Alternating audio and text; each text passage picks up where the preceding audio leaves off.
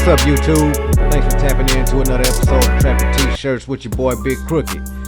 You know our motto over here: you ain't gotta sell dope, you just gotta sell dope shit. Hey, today we're gonna be getting into a texture effect in Gimp. But before we do, don't forget to like, subscribe, and comment down below on what kind of videos y'all want to see next. Alright, so the first thing we're gonna do is we're gonna open up Gimp. And when we get it opened up, we're gonna open it up to a new canvas. Alright, so for this tutorial, I already have my texture in here. So when we get started, I'm just gonna slide my texture over into there. But make sure you already have your texture and your image in here. Your image need to have some opacity on it. It can't have a background or this isn't gonna work for this tutorial. So I'll show you what I mean by that when I get my image on here. So let's go ahead and get the texture on here. I'm gonna click that eye and open it up. You see how I got this kind of like leather background? I want to kind of get that effect on this little cell phone icon right here.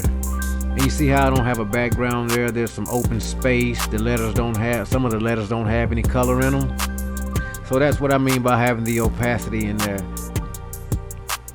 clear in the background.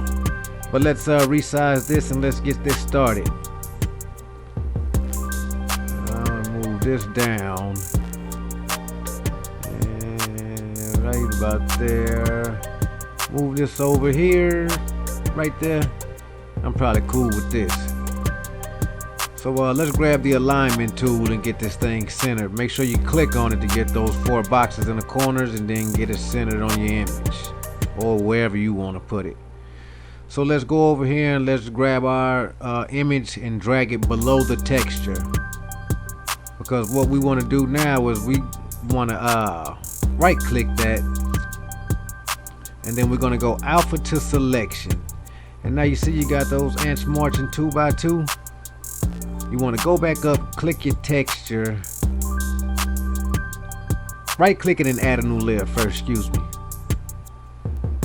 Alright, make sure you're on that new layer. Go up to select, go down to feather. And what we want to do is to change this to pixels, and we're going 10, then hit OK.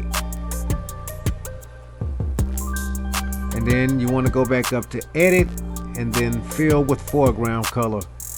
For this tutorial, make sure you have your colors on black and white to get this effect. Alright, now that we got that, let's go up and hit select none. So from here, what we want to do, we want to go over and change this mode. What we're going to change it to, we're going to change it to soft light. Alright, you see that? And now what we're going to do, we're going to change the opacity a little bit, and that way you can see the texture on your image. I'm going to leave it about right there. Then I'm going to go back and right click that same layer and go to alpha to selection. Go back to that layer and add a new layer and click OK. Now when we're on that new layer, we want to go up to select, and then we want to invert this layer.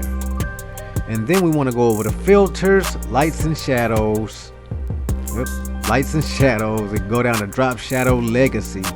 The settings we want here is 8815, the color black, the opacity at 100, and then for that allow resizing, make sure that's turned off. Make sure you don't have that little white X in there, and then click OK.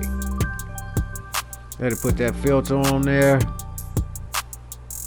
and then we're gonna go and select none.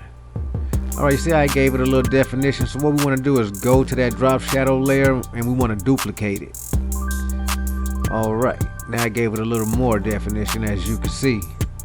You can see your texture getting on to that image. So now what we want to do is we want to go to the layer right above your texture, right click on it, go to alpha to selection one more time, and then go to your top drop shadow layer. Go back over to filters, back down to lights and shadow, over to drop shadow legacy, and this time we're going to change a few things. We're going to keep them both of the 8s, but we're going to change the 15 to 10 and the color to white.